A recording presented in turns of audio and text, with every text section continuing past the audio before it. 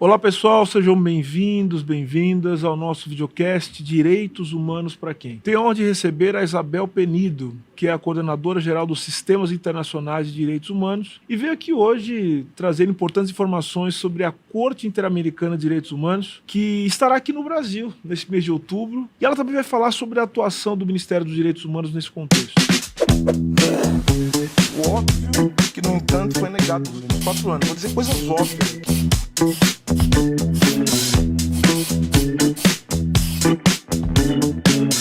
Isabel, muito obrigado pela sua presença, é um prazer ter você aqui, uma honra muito grande. E eu vi que você ganhou um prêmio quando era estudante, me conta um pouco dessa história. Boa tarde, ministro, a honra é toda minha.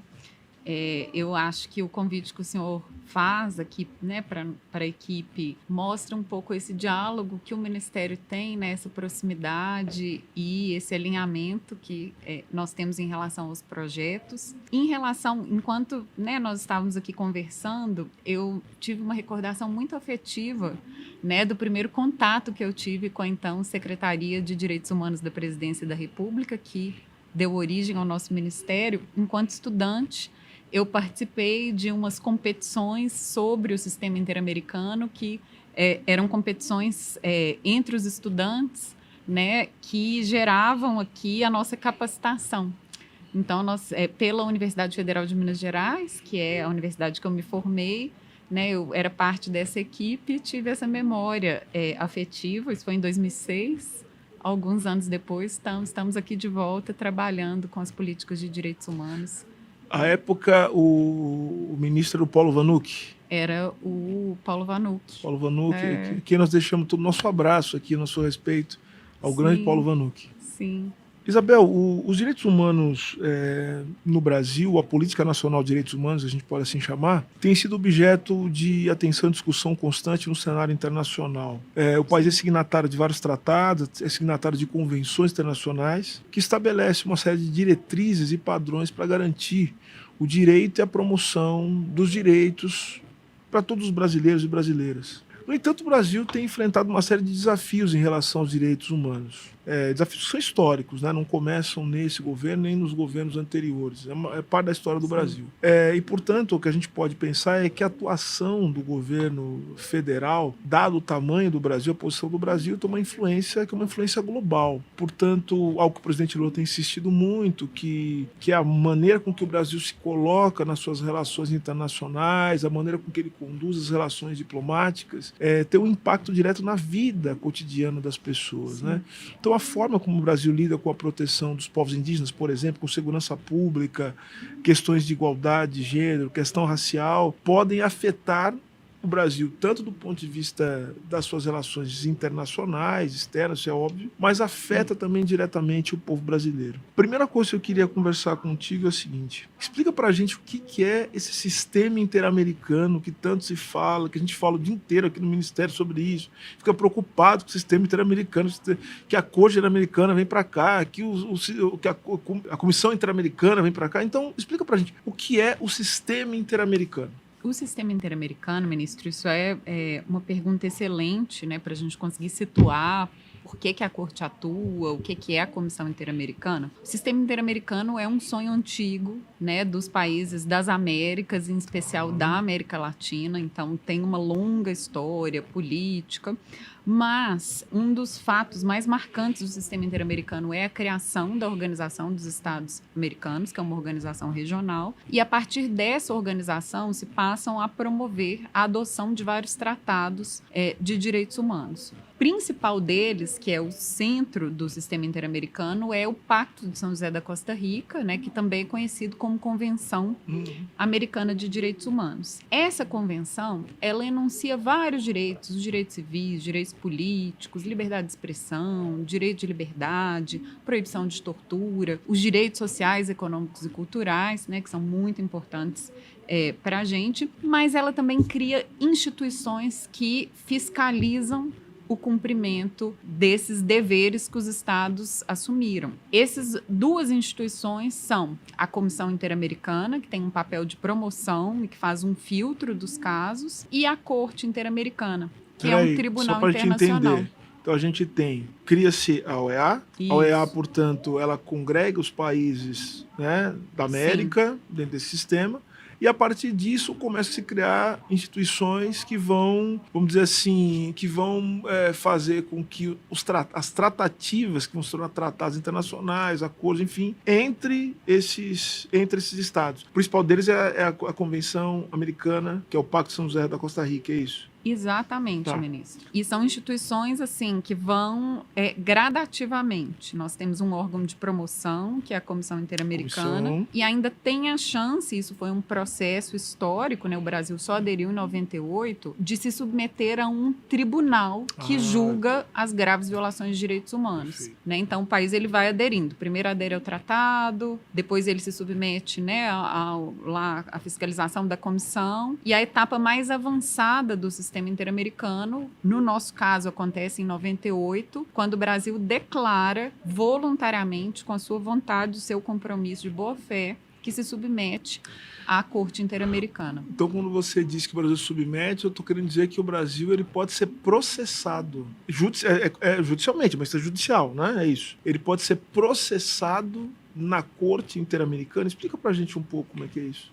Sim, inclusive muita gente às vezes nos pergunta, mas por que um Estado ele adere a um tribunal internacional? Assim, por que isso faz sentido? Na Europa, lá no Conselho da Europa, vários estados também aderiram, né, ao Conselho da Europa, e tem a Corte Europeia de Direitos Humanos. Na África também tem a Corte Africana de Direitos Humanos. Por que os tribunais de direitos humanos são um fenômeno contemporâneo?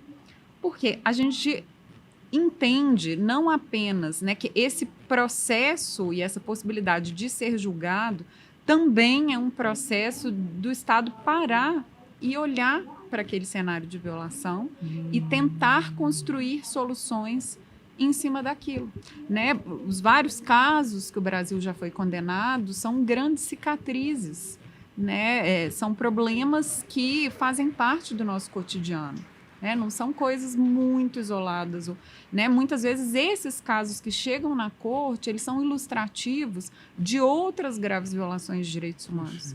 Então, eu estou te perguntando isso porque então, há um grande debate em torno da submissão dos estados, que são estados soberanos, às cortes internacionais. Então, Sim. pelo que você está me dizendo,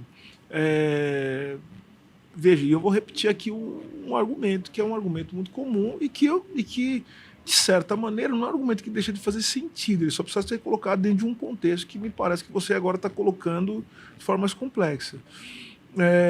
Então, o fato do Brasil não só se submeter à corte, mas, enfim, se submeter às decisões da corte, que são coisas diferentes, né? Ou seja, você submeter Sim. à jurisdição, mas você cumprir aquilo que é determinado pela corte. Por que isso não é uma forma de diminuir a soberania nacional? Porque essa pergunta também é pertinente, porque eu quero saber o seguinte: por que ajuda o fato de eu ser condenado pela corte, o Brasil, no caso, ser condenado pela corte, o que isso interessa para uma pessoa que mora numa periferia, numa favela? Por que a corte é importante para o Brasil? Qual o efeito que ela tem na vida das pessoas? Essa é a grande pergunta. Porque, veja,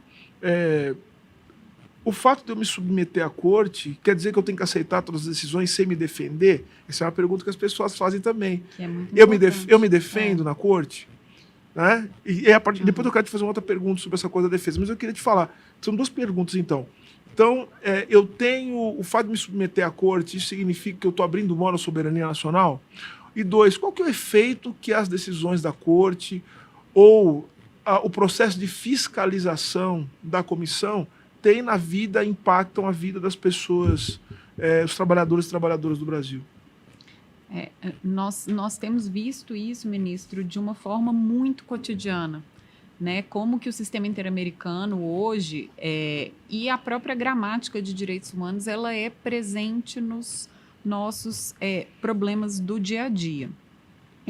Mas em relação à sua primeira pergunta, se essa submissão à corte afeta a soberania do Estado. Não afeta, inclusive é uma manifestação da soberania do Estado, por quê?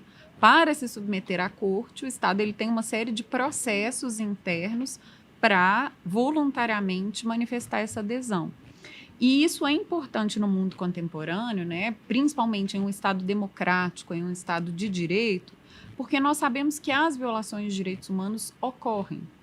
Então, o que está aqui em jogo é como nós respondemos a essas violações, como nós prevenimos essas violações, o que a gente pode ter de aprendizado e como que a gente garante a não repetição.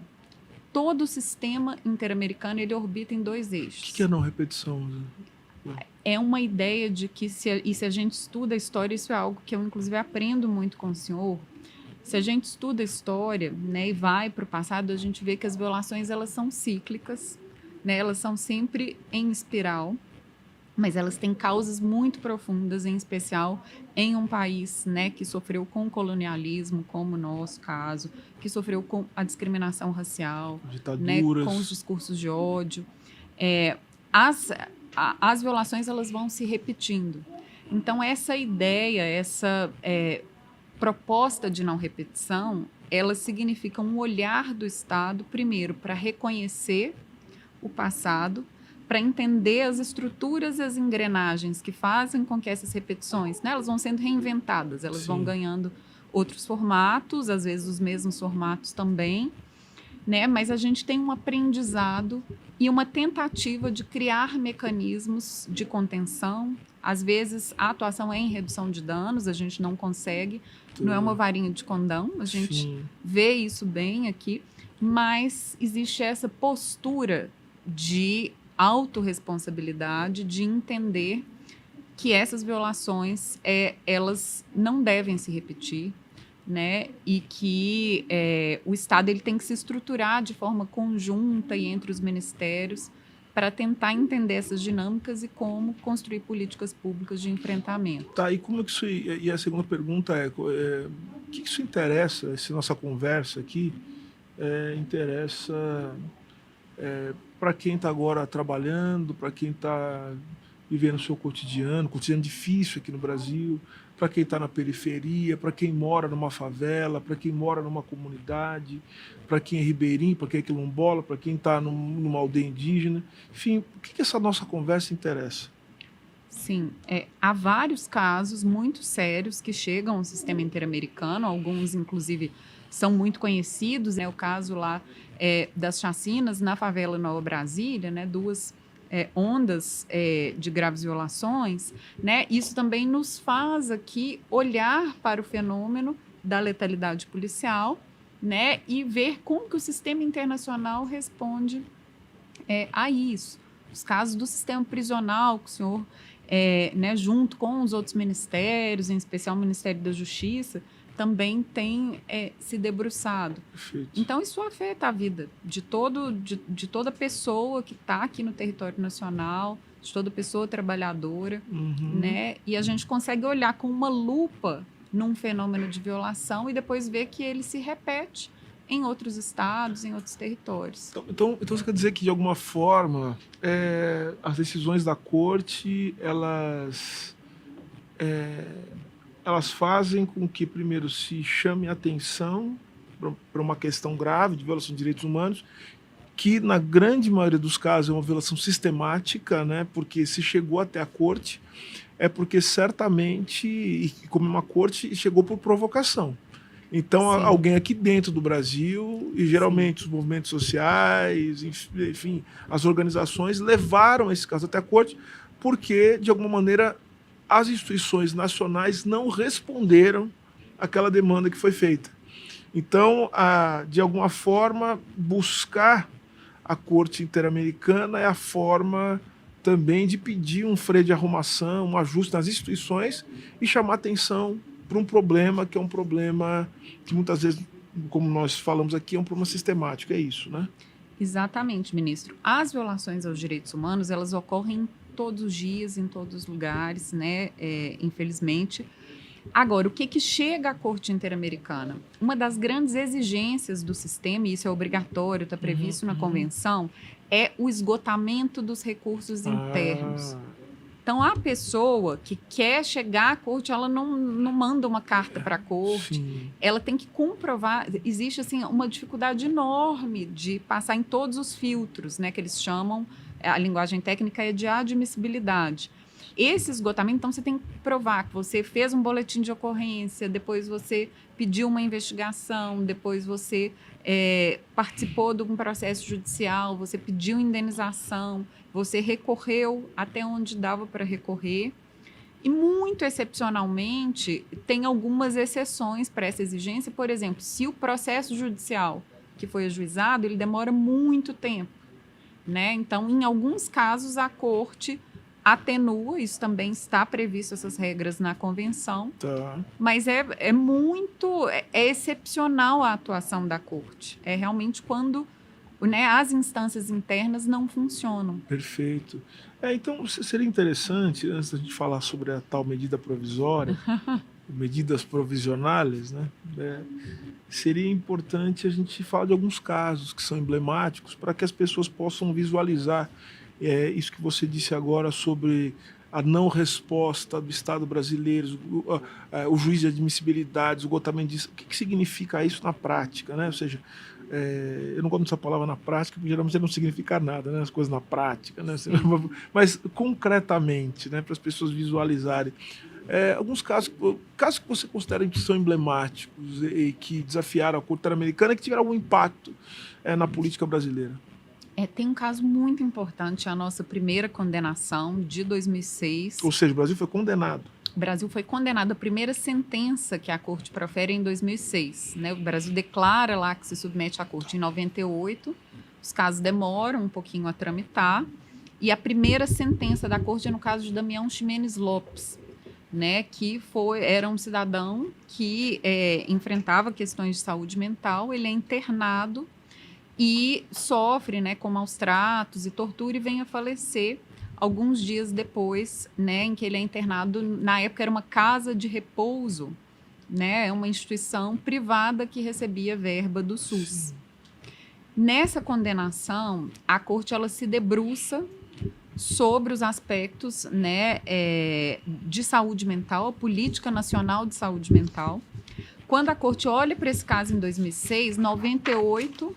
nós tínhamos aqui uma situação e em 2001 é adotado o primeiro marco normativo, né, com o norte antimanicomial, que é uma lei marco adotada. A Corte reconhece os avanços da política pública, mas considera que ainda assim há violação, estabelece uma série de reparações, né, para os familiares. Aqui a Irene Ximenes Lopes, que é irmã dele, ela litiga isso junto com a ONG Justiça Global. Ao longo do tempo, as reparações vão sendo cumpridas, mas ficou um último ponto sem cumprimento, que é um ponto, ministro, muito importante, que era o dever de fazer capacitação dos agentes de saúde sobre saúde mental.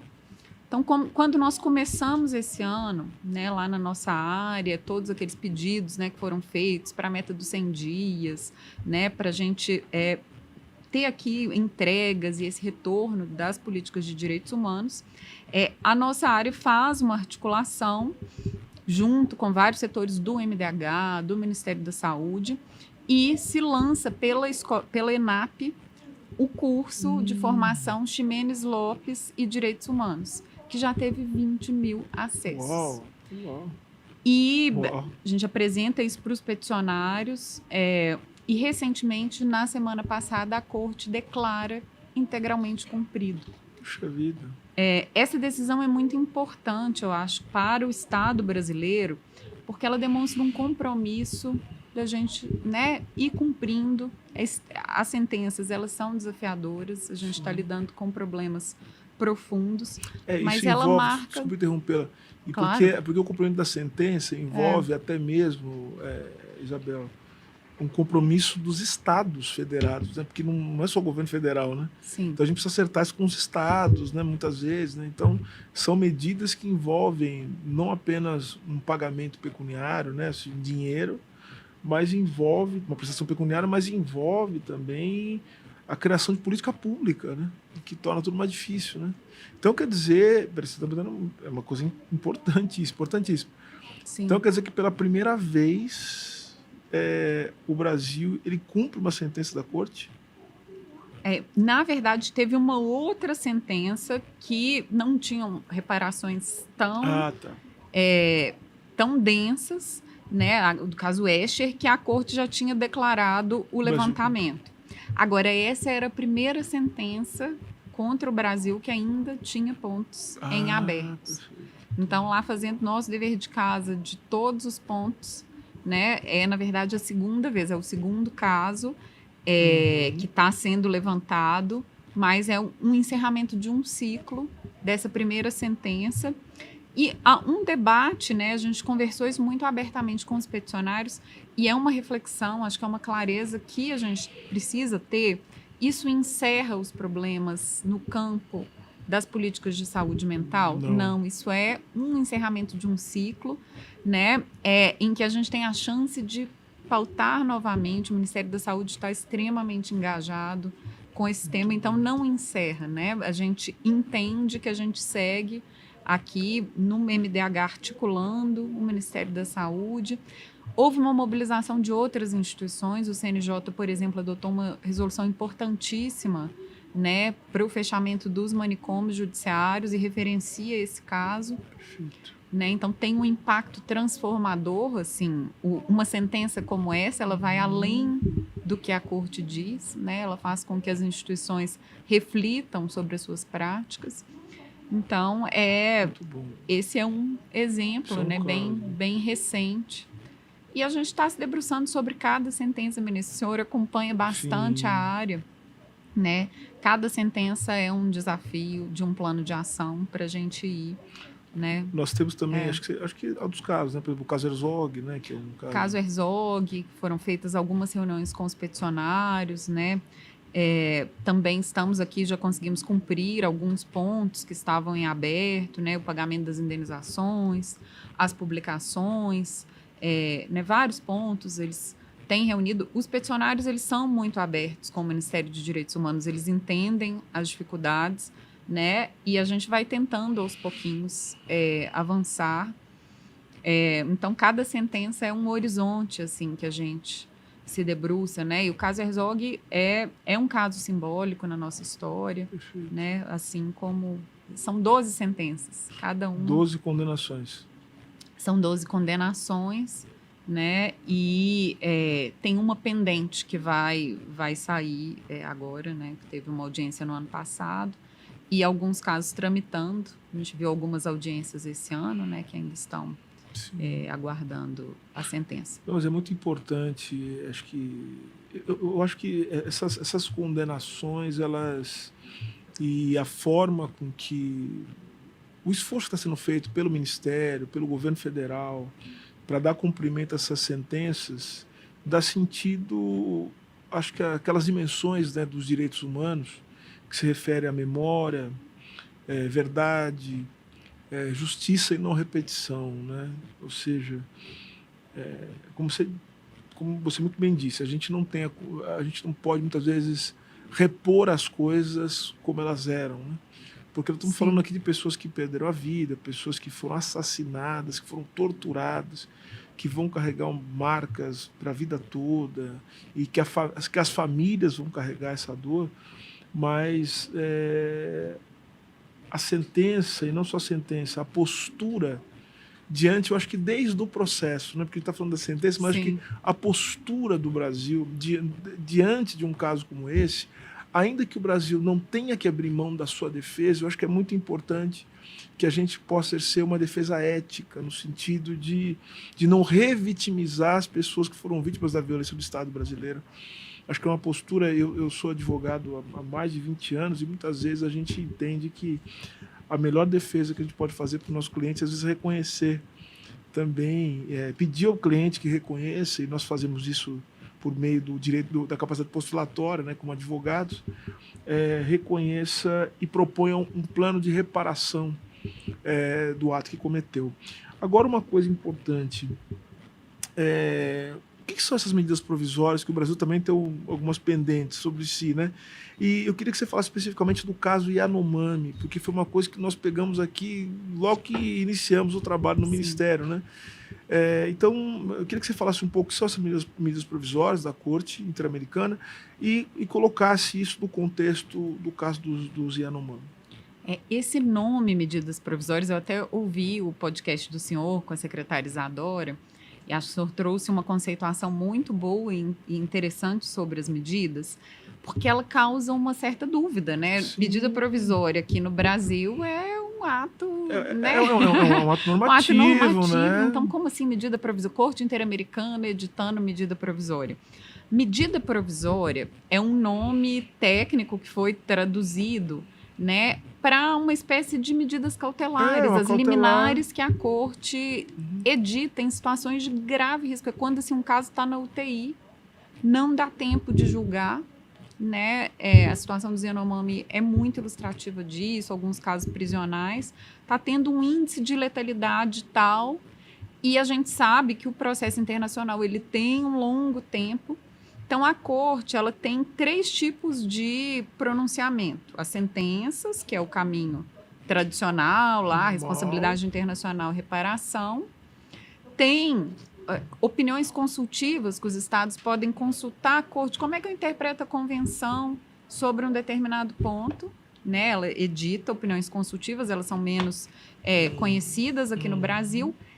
E tem essa janela, né, que eu chamo, que são as medidas provisórias. As medidas provisórias são essas liminares, essas cautelares, né, aqui em linguagem coloquial, que a corte adota para decidir, né, para dar uma pronta resposta a uma situação de violação. Ela não representa um julgamento do caso. Ou seja, existe uma ameaça iminente ao direito, com risco de perda, de letalidade, como você disse, as pessoas podem morrer, ou seja, pode se tornar irreversível, a situação pode se tornar irreversível caso não haja a tomada de uma medida urgente, né? Ou seja, a decisão final, né? Esperar e o nosso direito interno reconhece essa possibilidade de um tribunal se pronunciar. A corte ela fala que as medidas provisórias elas têm um caráter cautelar, que é para garantir que depois você possa dar uma decisão no processo, e um caráter tutelar, porque quando a gente está trabalhando com direitos humanos, não é a perda de um direito, né? É a própria vida. É a vida. E a corte, o filtro das medidas provisórias é excepcionalismo. Então, são casos assim, muito graves, né? Chama a atenção o fato de existirem aqui 10 medidas provisórias adotadas, 8 são prisionais ou do socioeducativo. Isso, eu quero terminar falando justamente sobre isso. Indígena. A primeira medida, há várias medidas. Na comissão, eles já chamam de cautelar. Então, enquanto está lá na Comissão Interamericana, eles chamam de medida cautelar. Na comissão tem vários casos indígenas em medidas cautelares. Quando o Estado não cumpre essas recomendações, a comissão manda para a corte. E o caso Yanomami, em julho de 2022, ele chegou num nível de letalidade, né, alarmante, e isso fez com que a corte deferisse essas medidas provisórias. Então, Isabel, só uma coisa. Então, quer dizer, a medida provisória foi expedida pela Corte Interamericana em julho de 2022. De 2022, Então, 2020 significa que a Comissão Interamericana já estava analisando o caso e já tinha, vamos dizer assim, expedido também uma série de alertas, determinações, enfim, sobre a situação em Yanomami. Sim. Quando a comissão, sabe dizer quando a Comissão Interamericana, lembra do sistema, está falando aqui do sistema, né? O sistema, ele tem a comissão, que tem esse papel fiscalizatório, enfim, e a corte, que tem esse papel judicial. Quando foi que a comissão começou a dar alertas ao Brasil sobre a questão Yanomami? Houve uma grande mobilização dos povos indígenas na época do rompimento das barreiras sanitárias da pandemia. E a comissão, quando ela começa a se estruturar para enfrentar a pandemia, ela dá um olhar específico para os casos indígenas, e o território Yanomami, assim como Munduruku e né, o Iacuana, ele foi logo mapeado e foram editadas as medidas cautelares, salvo engano, no final de 2020, foi 2020, 2021, foi logo naquele primeiro contexto. E era bem focado nessa questão do rompimento das barreiras sanitárias pela invasão do garimpo, né, pela falta de fiscalização e pelo risco. Mas a entrada do garimpo, ela vai, mesmo depois né, em que a pandemia vai sendo controlada, e a poluição, né, a contaminação do mercúrio, a questão do desabastecimento. Então, essa série de fatores, elas confluem para um índice de letalidade naquele território, né, para um risco de ruptura da identidade cultural e para o risco daqueles ativistas que, né, das lideranças que vocalizavam a luta, né, isso faz com que o caso ele escale da comissão para a corte nessas medidas provisórias. Então o governo brasileiro já sabia a época do que estava acontecendo. Sim, houve formalmente, né, essa notificação. E aí, a partir de 2023, esse é um aprendizado muito importante, ministro, né? Porque na nossa área, lá na assessoria internacional, a gente faz os relatórios trimestrais. De 3 em 3 meses, a gente tem que prestar contas quando existe uma medida provisória. Né? A gente reúne essas informações e manda para o Ministério das Relações Exteriores, que é o coordenador da rede da defesa do Estado brasileiro. Perfeito. E esse ano a gente foi vendo uma mudança assim, né, os relatórios, eles passaram, primeiro foi realizada uma articulação centrada lá na Casa Civil, né, e depois com a estruturação de planos de ação, todos os ministérios tiveram que criar os seus gabinetes de crise e se articular, né, e a gente foi lá nessa coleta dessas informações, né, há aqui uma mudança na forma como o Estado brasileiro faz a sua defesa nas medidas provisórias. Ele deixa de ficar fazendo uma defesa no sentido, né, ou essa violação não existe, ou algumas medidas muito fragmentadas estão sendo adotadas para né, ele trata o caso como se o caso estivesse na UTI. Eu acho que numa linguagem coloquial. Olha, a gente vai levar isso a sério, é um grande desafio, não se soluciona da noite para o dia, mas todo mundo vai se mobilizar para ter um plano consistente cujos resultados possam ser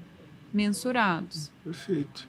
Agora, para a gente terminar esse assunto das medidas provisórias, você trouxe uma informação que é alarmante e tem a ver um pouco com um projeto, né, que nós aqui dentro do Ministério, que você tem uma participação muito importante, está construindo, que é o fato de que existem 8 das medidas provisórias, é isso que eu entendi, ou das cautelares, falando uma linguagem mais simples, técnica ainda, são sobre a situação do sistema prisional brasileiro. Então, eu queria que você falasse um pouco disso e como isso tem uma relação muito próxima e direta com o fato de que nós aqui no Brasil, por determinação do presidente Lula, inclusive, temos que olhar para essa questão e decidimos olhar justamente para essas situações relacionadas ao sistema, enfim, ao sistema socioeducativo e ao sistema penitenciário, e que estão sob um olhar da Corte Interamericana.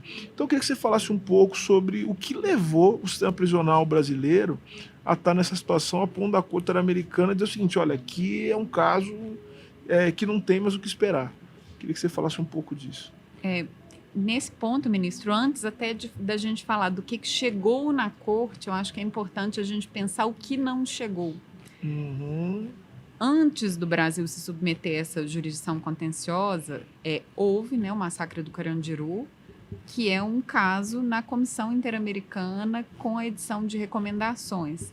Lá nesse informe da comissão, há uma recomendação para controle da população prisional, né, um informe já editado há muito tempo.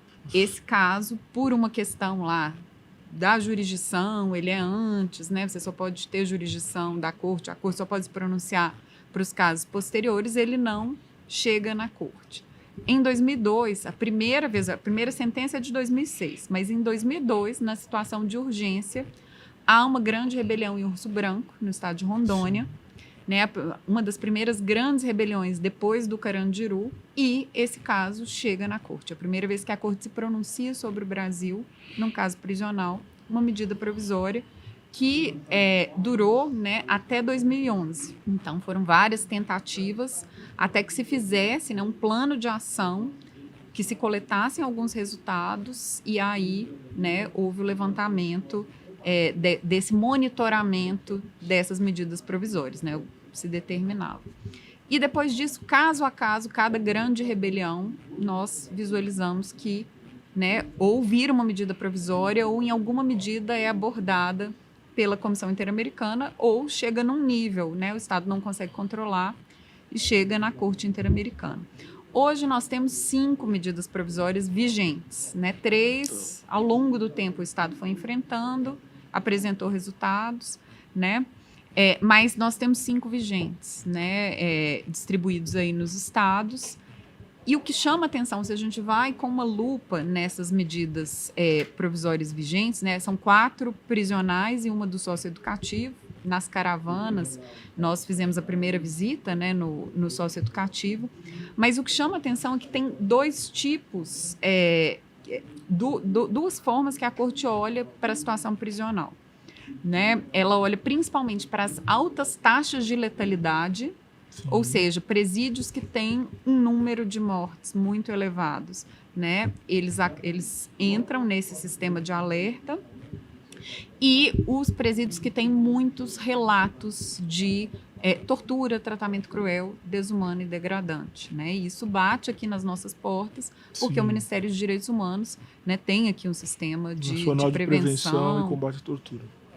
Nas taxas de letalidade, também tem 2 tipos de medidas provisórias que são muito interessantes para a gente depois pensar, assim, quais órgãos, quais ministérios a gente tem que, né, provocar ou dialogar. Tem as mortes violentas, então são os casos de rebeliões, enfim, a violência intramuros. Mas tem um tipo de caso, né, que é lá do Instituto Penal Plácido Carvalho, a penitenciária Evaristo de Moraes, que são aquelas mortes não violentas, no sentido que elas não são causadas por... Elas são violentas no sentido que é uma violência, claro, né, qualquer tipo de morte, mas é aquela morte pelas causas sanitárias, né, pelas doenças infecto-contagiosas, pela ausência de assistência de saúde. Má alimentação, água. Nossa. E são pontos que a gente tem que olhar além da violência intramuros, né? São aquelas mortes silenciosas do sistema. Ou seja, não tem como a gente do Ministério dos Direitos Humanos não falar nada sobre isso. É impossível. Principalmente porque a gente coleta essas informações, faz relatórios, manda para o MRE e a gente presta contas. Sim. Né? O que a gente está tentando fazer aqui é um caminho um pouco diferente. Você tem participado disso e eu quero agradecê-la publicamente. Que é o fato de que, ao invés de só mandar um relatório, nós estamos também agora estabelecendo uma concertação, né, com outros ministérios, indo até os locais para criar e conversando com os governadores, governadoras, com os movimentos sociais, para a gente se corresponsabilizar dentro das nossas atribuições, obviamente, por dar uma solução para um problema que o Brasil ele tem que, inclusive, responder no plano internacional. Mas a gente tem que responder também para a população brasileira. E a população brasileira, inclusive aquela que está no cárcere, ela tem que ter, ela merece, né, a nossa satisfação. Então, acho que é muito... Os familiares, né, enfim, dessas pessoas. Então, acho que é importante a gente falar sobre isso. E, em especial, ministro, se nós pensarmos aqui que tem mais de 800 mil pessoas privadas de liberdade no país, isso é uma população maior do que um município de médio porte. Com certeza. Do Estado brasileiro. Então, existe essa responsabilidade, né? Eu acho que a pandemia ela ainda mostrou, né, assim, como há essa necessidade de enfrentamento. Agora, uma situação, um ponto que o senhor tocou, é essa questão que o Ministério de Direitos Humanos não atua sozinho, né? Acho que o Ministério, e isso é algo que o senhor fala diariamente para a equipe, né? O Ministério de Direitos Humanos, ele atua dentro de uma rede com vários ministérios e a questão que é algo, inclusive, assim, muito bonito do nosso pacto federativo, né, dessa chance que nós temos, né, de ter estados atuantes e municípios atuantes e políticas públicas nessas várias esferas, né, é essa importância de articulação com os estados. Mas a defesa do Estado brasileiro, ela é feita, ela é coordenada pelo Ministério das Relações Exteriores, né? Tem uma participação muito importante da Advocacia Geral da União, que faz a defesa jurídica, o olhar jurídico. E, né, o papel aqui do Ministério dos Direitos Humanos é essa articulação com perspectiva de direitos humanos, que a gente faz em conjunto, inclusive, com os outros ministérios, né, que são aqui nossos irmãos e irmãs, Ministério das Mulheres, com atuação incrível, povos indígenas, igualdade racial. Então, tem uma frente mesmo, né, nessa pauta, o Ministério da Justiça, o Ministério da Saúde, né? Então, essa dimensão de tentar mobilizar todo mundo, e também nós somos mobilizados, né, quantas vezes por eles e elas. Então, acho que isso é um reconhecimento público que a gente tem que fazer, porque às vezes a gente, né, eu que me empolgo, mas é uma série, é um grupo grande nessa esplanada e fora dela, trabalhando com isso. Então, Isabel, apesar de termos apenas 3 episódios do programa, a gente já disse que tem uma tradição. Então, a tradição, ela se inicia quando eu pergunto para o convidado ou para a convidada o que é direitos humanos para você? Direitos humanos, para mim, ministro, em uma palavra, coragem. É uma coragem de resistir, é uma coragem que eu vejo nos olhos de todas as pessoas que a gente atende, né, dos defensores e defensoras de direitos humanos. É uma coragem da gente arriscar, tentar desenhar projetos, né, de estar perto de outras pessoas também muito corajosas. Eu acho que é uma palavra que tem uma potência. Gostei. Falei sobre isso hoje, sobre coragem. Ah, que bom. Mas para falar como eu tinha tanto medo das coisas, que na verdade o que define a nossa... somos corajosos ou não é a ausência de medo, né? Mas é essa condição de enfrentar os nossos medos, né? E isso faz parte, né, da nossa... O ser humano é isso, né? Ou seja, esse encontro diário com a nossa finitude, né? Sabendo que a gente pode... Todos os dias é um dia mais próximo, né, da gente se encontrar com os nossos limites, né? Então acho que coragem é uma belíssima definição. Agora, eu também peço sempre para o convidado trazer um objeto, né, e um livro que tenha algum significado especial, para que a gente possa, ainda que num tempo muito curto, saber de onde veio tanta potência, né? Então, queria que você nos mostrasse qual objeto e falasse sobre ele e sobre o livro. Eu trouxe um objeto que, pensando, né, que a gente está nessa ideia de corte interamericana. A corte interamericana foi abrigada em São José da Costa Rica, né? Então, eu trouxe a carreta de Sarque, que é um símbolo dos trabalhadores e trabalhadoras costarriquenhos, né? Muita gente pergunta por que a corte é na Costa Rica.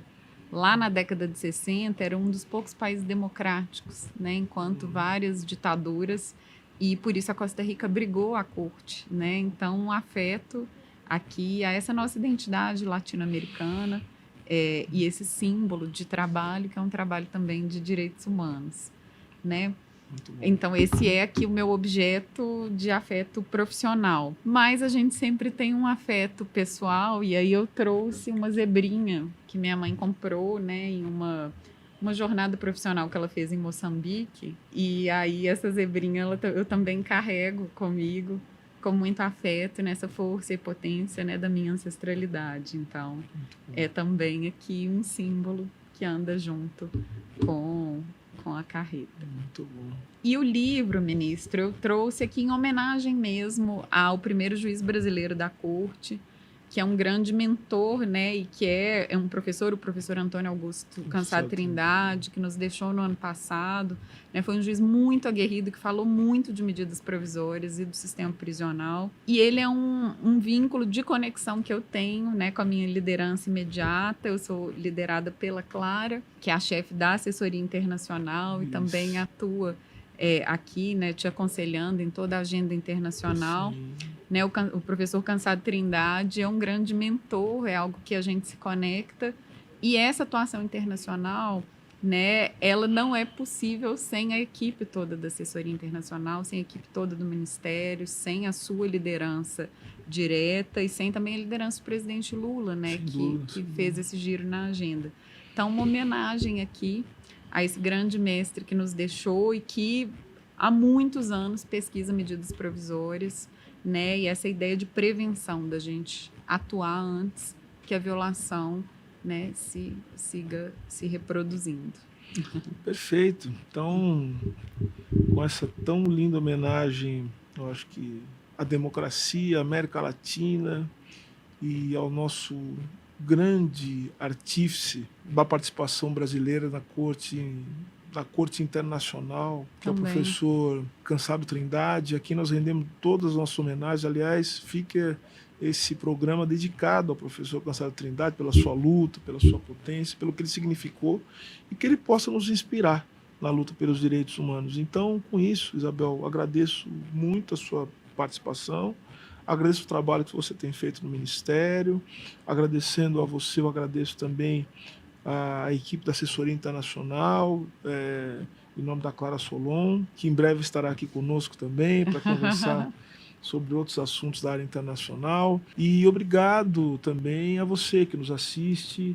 Eu quero te pedir uma coisa, você que está nos assistindo agora, não esqueça de deixar seu comentário é muito importante. Se você curtiu o vídeo, deixe o seu like, compartilhe esse vídeo com seus familiares e amigos, é muito importante para o Brasil, para a política nacional de direitos humanos, para que nós possamos fazer com que esses temas tão importantes que Isabel comentou aqui, que nós conversamos, possam chegar no máximo de pessoas que for possível. E lembrando que direitos humanos são para todas as pessoas. Muito obrigado, a gente se vê no próximo programa.